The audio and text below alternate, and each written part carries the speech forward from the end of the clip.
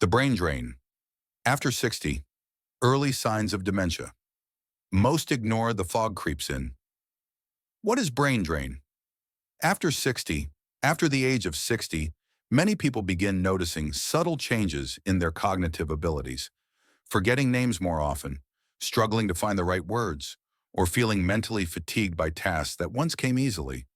While many of these experiences are dismissed as just getting older, the truth is that they can signal the early stages of cognitive decline, or what's often referred to as brain drain. In this opening scene, we define what brain drain means after 60 and explain why it's more than just an occasional slip-up. This creeping decline can be a sign of deeper neurological changes taking root, and ignoring them may lead to devastating consequences. We set the stage by introducing the idea that dementia, including Alzheimer's and other forms of cognitive impairment, rarely appears overnight. It's a slow-burning fire, often overlooked until it's too late to intervene effectively. We'll highlight sobering statistics showing the rise of dementia-related illnesses among older adults and explore why awareness is still so low. This scene closes with a key question.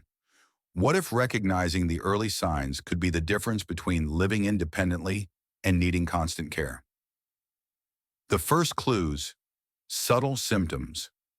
That get ignored memory issues are usually the first signs people think of, but the brain drain manifests in more ways than just forgetfulness. This scene focuses on early symptoms that often go unnoticed or are dismissed as senior moments. These include difficulty following conversations, losing track of time, misplacing objects, forgetting appointments or commitments, and taking longer to process information. Other signs are behavioral: changes in personality, apathy, anxiety, or sudden mood swings that feel out of character. We dive into real-life anecdotes of individuals whose families started noticing small changes. Moments of confusion, poor judgment, or an unusual withdrawal from social life. Many families chalked it up to tiredness or stress, not realizing they were seeing the first clues of a neurological problem. We'll include expert insights to differentiate between normal aging and early cognitive impairment. Emotional denial, both by the individual and their loved ones, plays a huge role in why these signs go unchecked. How aging changes the brain, and why it matters. The human brain begins to change long before symptoms are obvious. In this scene, we explore what happens physically and chemically to the brain after age 60. Brain volume decreases, especially in the prefrontal cortex and hippocampus, areas responsible for decision-making and memory. Blood flow to the brain slows, reducing oxygen and nutrient delivery. The accumulation of beta-amyloid plaques and tau proteins, both associated with Alzheimer's, can silently begin to interfere with neuron communication. We explain how these changes affect the brain's processing speed, emotional control, memory storage, and ability to concentrate. This scene leans into the science, using simple analogies and visuals to illustrate concepts like neurodegeneration and synaptic loss.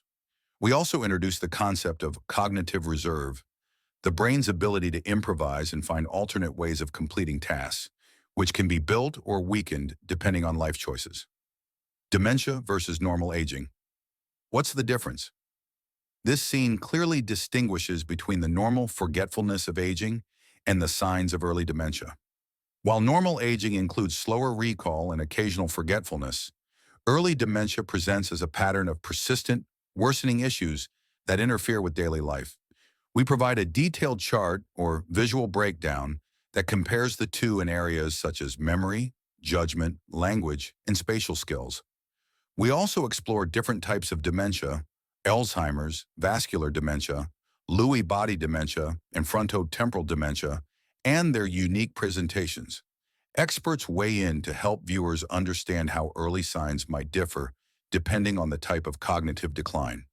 By demystifying dementia, we reduce the fear and stigma around seeking early help. Lifestyle habits that speed up brain decline. In this eye-opening scene, we tackle common habits that accelerate cognitive decline. These include poor sleep, sedentary behavior, high-sugar diets, excessive alcohol, smoking, and chronic unmanaged stress. We'll explore how these behaviors shrink the hippocampus, impair insulin regulation in the brain, and trigger neuroinflammation. Social isolation, a silent epidemic among seniors, is also highlighted as a major risk factor. Studies show that loneliness can be as harmful to the brain as smoking 15 cigarettes a day. We provide viewers with clear examples of how lifestyle choices have real neurological consequences. Then we transition into hope. If habits can harm, they can also heal. The critical role of nutrition in brain health after 60 food is either fuel or poison for the aging brain. This scene outlines a brain-boosting diet plan for those over 60. We focus on the Mediterranean and Mind diets, rich in leafy greens, berries, nuts, whole grains, fish, and healthy fats. Specific nutrients discussed include omega-3s, vitamin B12, magnesium, polyphenols, and curcumin from turmeric. We also reveal which foods to avoid: trans fats, added sugars, processed carbs, and artificial additives. Real meal ideas, snack swaps, and supplement suggestions will help make this advice actionable.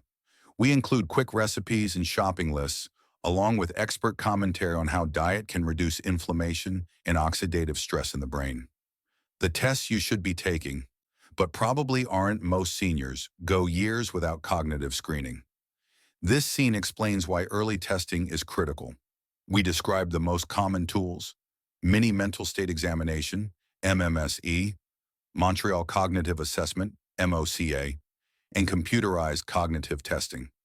We'll explain how these are administered, what they measure, and how to interpret the results. We also touch on blood tests, MRIs, and PET scans that can provide deeper insight. Viewers will learn how to ask their doctors for appropriate screening based on their symptoms, history, and risk factors. We address the fear of diagnosis and why early knowledge is power. Movement for memory. Exercise in the aging brain. Exercise is one of the most powerful ways to fight cognitive decline. This scene showcases how physical activity boosts blood flow, encourages neurogenesis, growth of new neurons, and reduces inflammation. We highlight aerobic workouts, strength training, and mind-body practices like Tai Chi and yoga.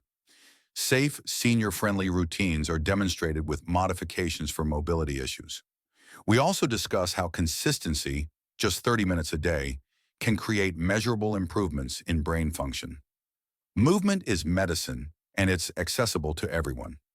Mental exercises that actually work. Crosswords and Sudoku are great, but not enough.